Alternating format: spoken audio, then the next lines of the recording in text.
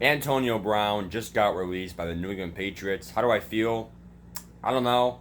Um, I have a seat here and talk for a little bit.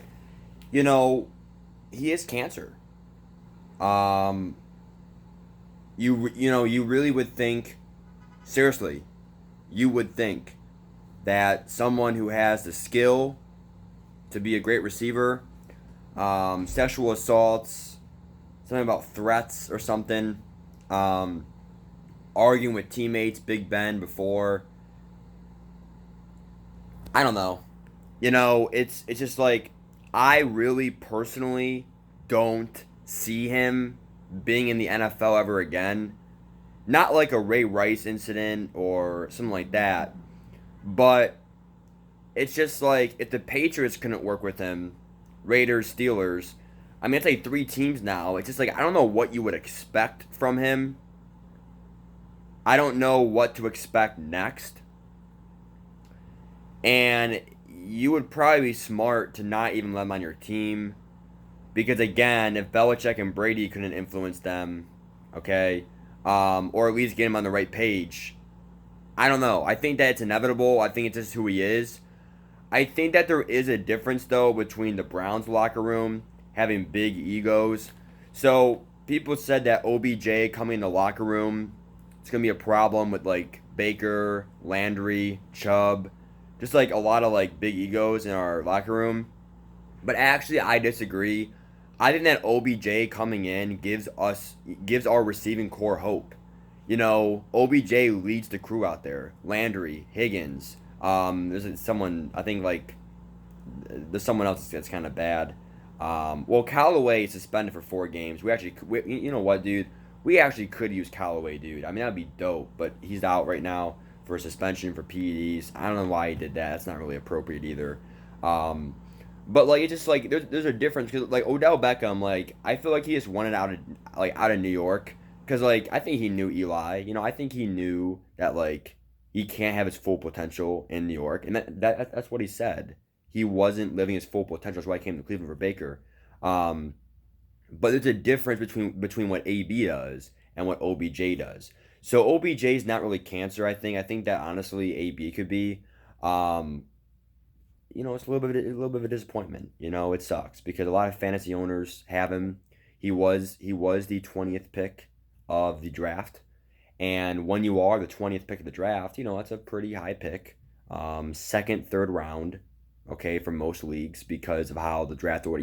If you have an 8-man league, he was a third round pick usually. A 10-man league, usually a second round pick. Okay, so it sucks because I had him in 2 of my leagues out of 3. I did trade him. I traded him and Corey Davis for Kamara because once AB went to the Patriots, one of my subscribers, Chen, he was like, "Oh my God, AB's a Patriot. I want him." He gave me Kamara. Didn't work out. So I only have AB on one of my teams. The good news is though is that it is not my money league. So I got lucky there. It's just like a for fun league with like my college friends. So like literally like it's really like not that much like I guess stress or worrisome. Like I lost AB, but like it's fine I think. 'Cause I think on my bench I have like a decent receiver anyway. Um who was it though?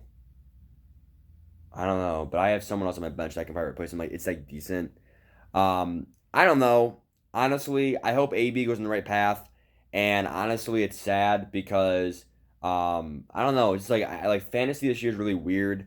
I know Luck retired, but that was before most drafts anyway, so Luck was fine. Um, but that also hurt T.Y. Hilton's value, and also Eric Ebron's value, and then for fantasy, and then also Drew Brees going down was huge. Big Ben out for the year. Drew Brees out for like at least 6 to 8 weeks. They said. Another big one is the I don't know. There's a couple other ones. It's kind of weird. Like James Conner, like I think he was like 13th, 15th. I think like 15th on the like ESPN index. So for most ESPN drafts, like he was again a second rounder for almost all leagues. And I don't really see him being a second round stat produ- producer. Um, like to me, the best second round pick anyone could have got was Dalvin Cook. I got him in two of my leagues, I think. One league. Um, but Dalvin Cook is he's good. I think Devontae Freeman.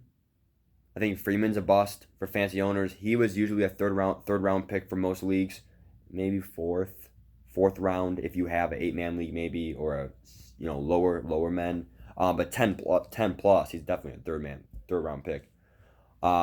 Nick Chubb's a good pick, producing numbers. But fantasy owners, AB was 20th pick, and Tyreek Hill, technically a bust. Maybe in a 10-man league, you took him at number 10, like in the first round.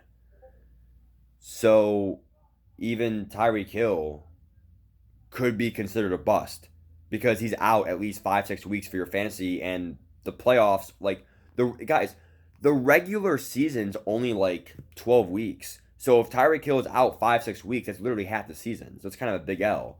I know Damian Williams. He was a third, fourth round pick for most leagues, maybe fifth round, but still third to fifth round. He's kind of a bust because of LaShawn McCoy.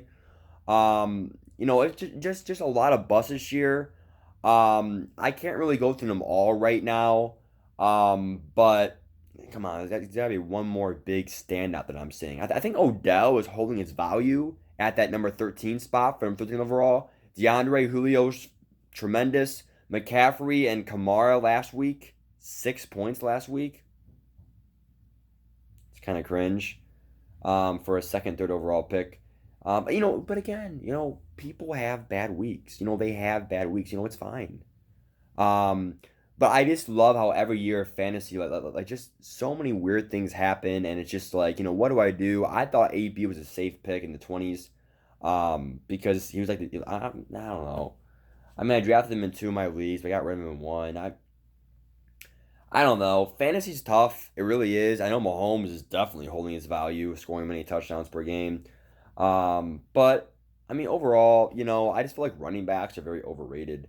Again, like James Conner, Damian Williams, like literally all those guys were like up picks when literally you can pick like Austin Eckler or Marlon Mack later in the rounds, um, and still be just as fine. So, also Joe Mixon. Joe Mixon, well, he was injured, but Joe Mixon was not. He is not worth a second round pick. So he's kind of taken. Even receivers, like there's a big drop off.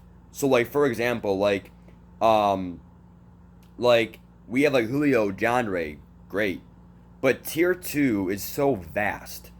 Like literally, like you have like Hilton, Cooper. I think even Keenan Allen's considered tier one.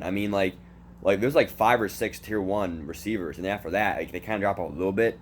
But I don't know. Tight ends usually just three. Usually Ertz, Kittle, and then what's his name, Kelsey. But honestly, like none of them really went off yet. So like I don't know. Like I don't even think Kittle got more than like 10 or 15 yet. I know Ertz had a pretty good game last week. He had like at least 7 catches, 8 catches. But like that's what you want. Like I love Ertz because he's literally guaranteed at least 10, 15, like guaranteed. That's what I want to see, is guaranteed. I don't want to have this crap where it's like, oh my God, Ebron, like, oh yes, he scored 20, but then the next week he scores 2. It's not really one, okay? So give me your thoughts on fantasy football this year, and I'm gonna go because this video's way too long. Peace.